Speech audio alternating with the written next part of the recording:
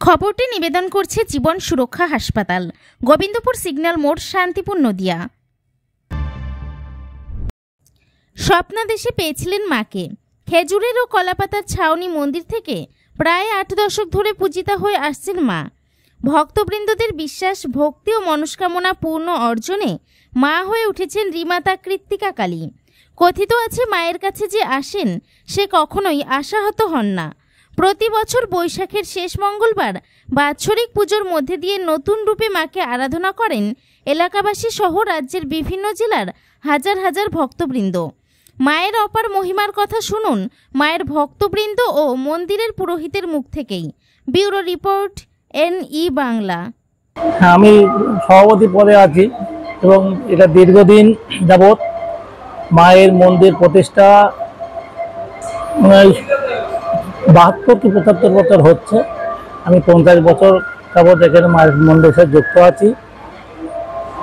আগে যে মন্দির ছিল, নাথ মন্দির ছিল, তখনও করেছি লোকের কাছে সাহায্য নিয়ে। পরবর্তীকালে এখন বর্তমানে যেটা প্রতিষ্ঠা হয়েছে প্রায় 80 লক্ষ টাকা খরচ হয়েছে, সেটাও সকলের অনুদান। এলাকাবাসী এবং নদিয়াবাসী সবাই মিলে আর্থিক সাহায্য করে মন্দির প্রতিষ্ঠা হয়েছে এবং সকলেরই অনুদান আছে সমগ্র ব্যাপী। এবং বাংলার বাইরের লোকও হয়তো শান্তিপুরের বাসিন্দা ছিল, তারা হয়তো কেউ এখন বিদেশে আছে, তারাও আর্থিক সাহায্য করে মন্দিরে আসে। প্রথম বলছি, তখন অনেক অতীতে পাকিস্তান, পূর্ব পাকিস্তান, তখন কতিপয় কয়েকটা ফ্যামিলি এখানে বসবাস করতো।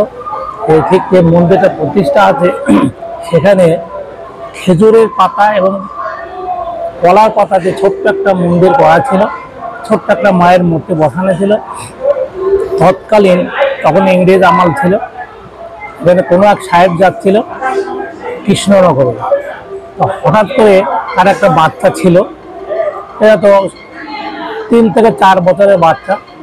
সে কৃষ্ণনগর যাওয়ার পরে দেখা যায় গাড়ির ভেতরে তার বাচ্চা নেই। তখন উন্মাদ হয়ে তার স্বামী স্ত্রী দুজনে কাঁদতে কাঁদতে গাড়ি নিয়ে রিটার্ন করে মন্দিরের সামনে, তৎকালীন কোনো গাড়ি ঘোড়া চলতো না, হয়তো 2 ঘন্টা পরে একটা চলতো। সেই বাচ্চাটা মায়ের মন্দিরের সামনে বসে খেল করে হাসছে, ধুলোবালি গায়ে মাখতে খেলা করছে। তখন সঙ্গে সঙ্গে গাড়ি দাঁড় করে বাচ্চার মা নিয়ে মেয়েটাকে, বাচ্চাটাকে কোলে নিয়ে জড়িয়ে ধরেছে। জিজ্ঞেস করছে, তুই কী করছিলি এখানে, কী করে আলি? বলে, আমার দিদি আমাকে কোলে করে নামিয়ে নিয়ে আমরা দুজনে খেলা করছিলাম। দিদি কই? তো এখানেই আছে। তখন ওরা দেখছে যে কোনো কেউ নেই, কোনো মানব জনম কেউ নেই, অথচ বাচ্চা বলছে যে দিদির সাথে খেলা করছি এখানে, দিদি কোথায়? ওনারা তখন একটা যাই হোক কোনো ভাবার পরে খোঁজাখুঁজি করতে পারে, কোনো মানুষকে পায়নি, এখানে কেউ ছিল না। তারপরে দেখতে খেজুরের পাতার নিচে ছোট্ট একটা কালী মূর্তি বসানো আছে।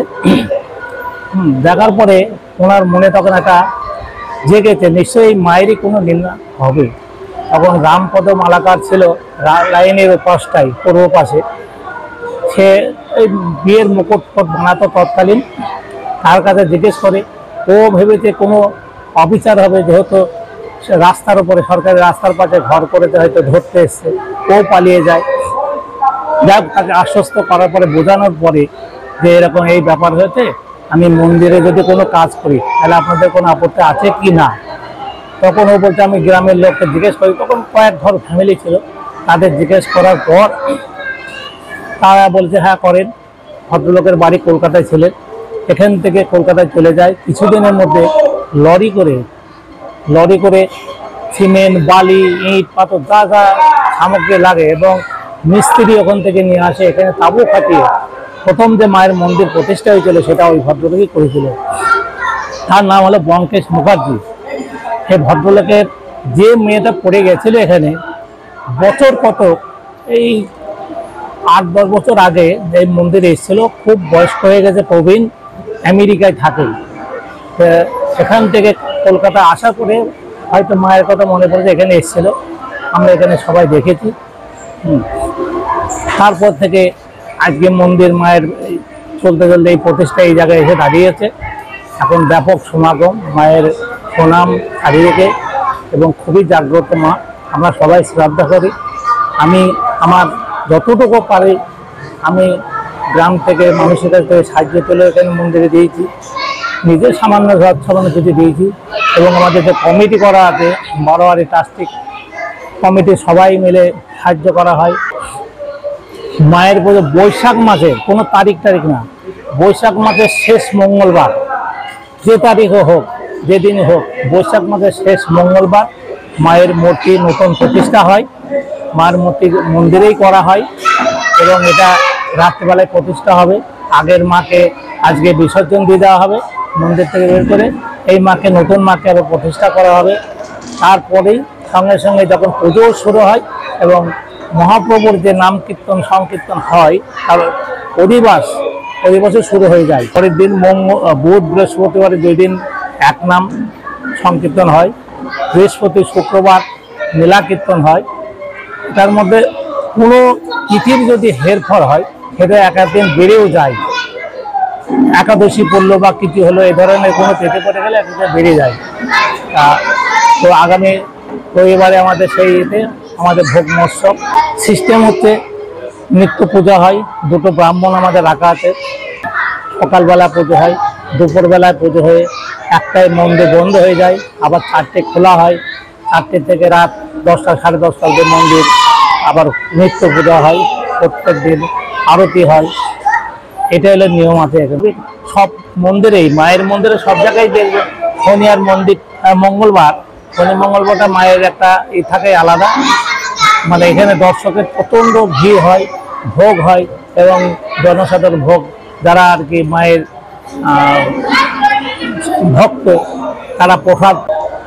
ওম সর্বমঙ্গল মঙ্গল্যে শিবে সর্বার্থ সাধিকে শরণ্যে ত্র্যম্বকে গৌরী নারায়ণী নমস্তুতে।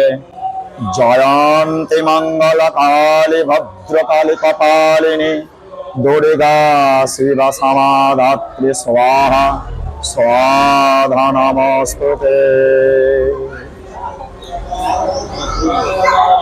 শ্রীধাম শ্রীময়ী শান্তিপুর অন্তর্গত গোবিন্দপুরের শ্রী শ্রী কৃত্তিকা কালী মাতা মন্দির বিগত প্রায় ৭৭ বছর ধরে এখানে কৃত্তিকা মা পূজিতা হয়ে আসছেন।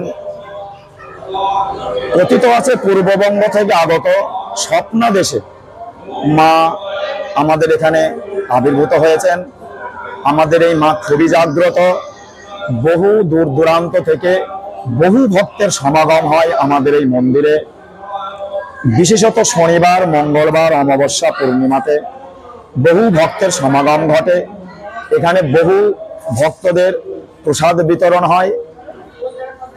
এখানে বিভিন্ন মাঙ্গলিক অনুষ্ঠান, বিবাহ, অন্নপ্রাশন, বিভিন্ন মাঙ্গলিক ক্রিয়া, মাঙ্গলিক দোষ এখানে কাটানো হয়। এখানে প্রতি বছর বৈশাখ মাসের শেষ মঙ্গলবারে আমাদের এখানে বাৎসরিক অনুষ্ঠান হন। প্রতি বছর বৈশাখ মাসের শেষ মঙ্গলবারে আমাদের মা পরিবর্তন হন এবং এখানে বৈশাখ মাসের শেষ মঙ্গলবার অধিবাস অন্তে নামযজ্ঞ এবং লীলা কীর্তন, মহোৎসব এবং বহু ভক্তের জন্য প্রসাদ বিতরণ হয়ে থাকে। সকলে মিলে সহযোগিতার হাত বাড়িয়ে দিয়ে আমাদের এখানে অনুষ্ঠানটিকে সুসম্পন্ন করেন। আমাদের যিনি সেবায়িত রয়েছেন অমল কৃষ্ণ মোদী, আগে ছিলেন অমরেন্দ্র মোদী, তার জ্যেষ্ঠ সন্তান এখন প্রাণ গোপাল মোদী আমাদের প্রধান সেবায়িত। তাদের সহযোগিতায় আমাদের এই মন্দির এইভাবে সুসম্পন্ন সুসজ্জিত হয়েছে। বিভিন্ন ভক্তের দানের ওপর ভিত্তি করে আমাদের এই মন্দির সুসজ্জিত। এখানে মা নিত্য পূজিত হন। প্রতিদিন সকাল 11 ঘটিকা হইতে 12 ঘটিকায় মায়ের সেবার্চনা হয়। তারপরে ভোগরাগ 2টো নাগাদ ভক্তদের প্রসাদ বিতরণ হয়। এখানে মালসা ভোগ, আমাদের মালসা ভোগের সিস্টেম রয়েছে ভক্তদের জন্য, যারা দূর দূরান্ত থেকে আসে তাদের জন্য মালসা ভোগের ব্যবস্থা করা হয়। প্রথমেই বললাম আমাদের মা এখানে খুব জাগ্রত। যদি মন প্রাণ এবং ভক্তি শ্রদ্ধা দিয়ে মাকে স্মরণ করা যায়, মাকে ডাকা যায়, অবশ্যই মা সাড়া দেন। ভক্তদের মঙ্গল কামনায় ভক্তদের বাধা বিঘ্ন দূরীকরণের জন্য মা আমাদের এখানে জাগ্রত, এবং মা সদাই আশীর্বাদের হাত ভক্তদের মাথায় অবশ্যই রাখেন। রথীন্দ্রনাথ বাগচি, পুরোহিত, গোবিন্দপুর কালীবাড়ি।